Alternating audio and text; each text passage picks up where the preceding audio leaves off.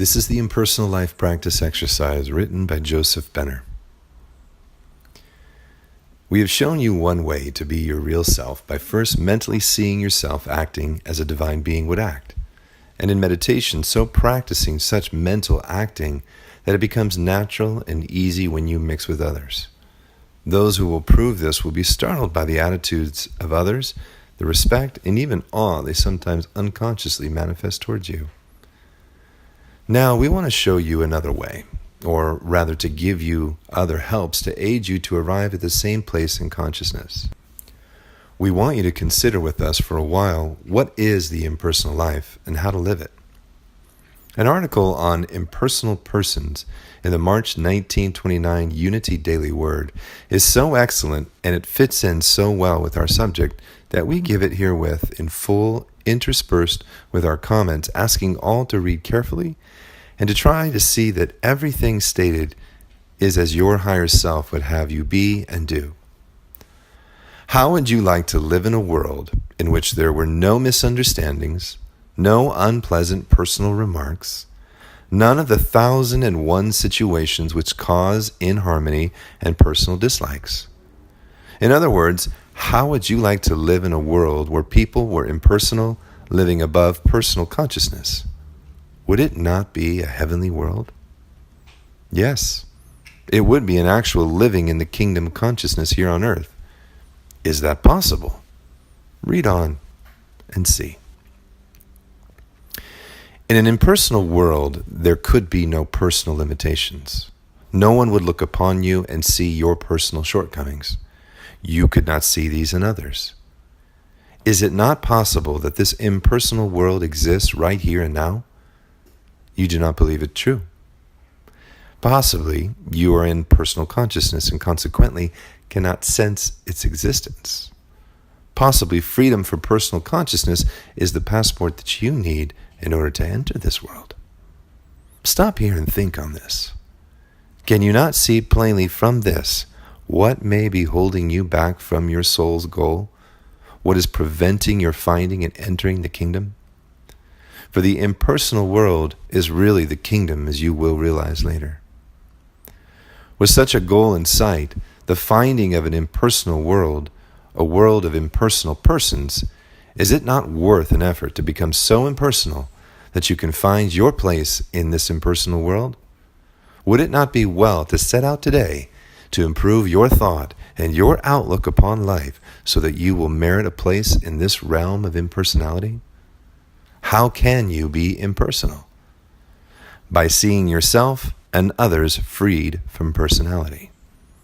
In personal consciousness, you've been bound to personal shortcomings. You have seen your own shortcomings and those of others. In the great universal consciousness, you know yourself and others not according to your personal limitations, but according to truth, according to the philosophy of perfection. Begin this very day to be impersonal. Do not let your thought dwell upon personal limitations. Do not think of personal failures of the past. Do not think of any of the things that belong to the personal man: failure, disease, age, time, blemish, fault, the yesterday or the tomorrow. Live a life entirely separate from personal values. You will make a great discovery when you begin to live the impersonal life. You will find that your impersonal attitude towards yourself and others will cause them to take a similar attitude towards you. You will discover that your tendency to find fault had served to attract fault-finding to you. Then you will make another great find. There will be revealed to you a mighty truth, that in reality there never has been such a thing as personality and its limitations, that the eternal truth of man's perfection is the only truth. That is, that the personality and its limitations are but a personal concept and are ephemeral and have no reality or permanence in consciousness, for only the soul consciousness is real and eternal. How can you make a practical application of this doctrine of impersonality? If there's someone in your life with whom you're always finding fault, or someone who seems to be finding fault with you, begin this impersonal treatment at once. See the person concerned as loving and perfect. See him or her as living with you in the impersonal world.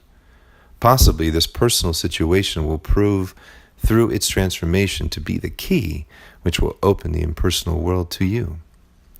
The impersonal world is not a fictionary one. In fact, the world of personality, with all its beliefs in personal limitation, is the illusionary one. The impersonal world is the world of truth, the world of reality, love, and perfection.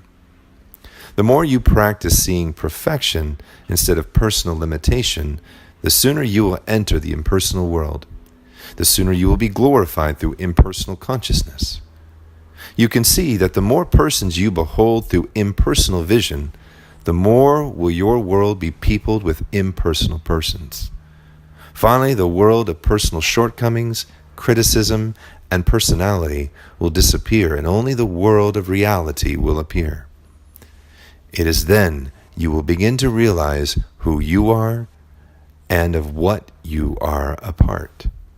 For you will discover, through loving service that has now become your life, what your brother servers are, and you will be brought into contact not only with such brothers who are serving outwardly among men, but with those who are directing and aiding from the spiritual realms. Can you not get a glimpse, the great white brotherhood of the Spirit of which you are a part? Truth teaches us to be impersonal. We learn how to rise above the world in which personal limitations are seen. We live in a world in which only the Son of God is man. We live in a world in which only the Son of God in man is seen and exalted. We live in a universe in which man does not think and act according to personal standards, but according to the principle of truth. How real this world, this true world, seems to us as we meditate upon it. We feel that after all, there is an impersonal world peopled with impersonal persons, if we will but lift our vision and see this world through of impersonal seeing. Through much of such meditation and seeing, and only through such, when dealing with things in the outer world, you will find you need not be of it, but you can live in the inner world, and from there can direct all the activities of your instrument, the human mind and its body, in whatever is necessary in your outer life. You will find another thing. You will find another thing. Once you have sensed the impersonal world, you cannot go back to living in the world of personality with all its limitations. You will not care to look at the seeming blemishes or faults of others, once you have seen them as they exist in truth. You will have no desire to be critical, once you have been able to view your fellow beings through the eyes of God. In the impersonal world, there is but one power and authority. Since it is the world of God, that power must be the power of God. His principle of truth reigns supreme. All things must be observed through the eyes of God.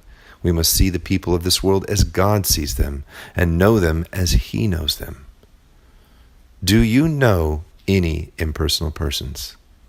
That friend of yours who takes the impersonal attitude, does he not just bring you a little closer to heaven and to God?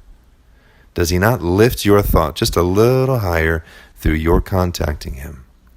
You will find in this impersonal world that there is a strong influence always at work exalting your thought. You will find yourself being lifted up through this power, the power of divine mind. For then you will verily be seeing through the eyes of a Son of God, of your own higher self, who is truly God in you, through the medium of His Spirit, the Christ love in your heart. In the above, dear friends, has been shown you, as nearly as it can be put in words, what is the kingdom of heaven. Wherever the words, the impersonal world, are used, you could verily substitute the kingdom of heaven, and it would apply perfectly. This chapter serves in a way as a culmination of all that's been taught previously, for it gives you a true view of life in the kingdom. Our great desire is that everyone study it, stay with it, and try with all your hearts, minds, and souls to realize fully its deep meaning for you, and to be and live all that is herein shown. For you are now looking through the door of the kingdom. If you're not able to walk in and be at home there, and you now know all that is necessary to gain admittance. And love is the passport and the only power that will enable you to enter.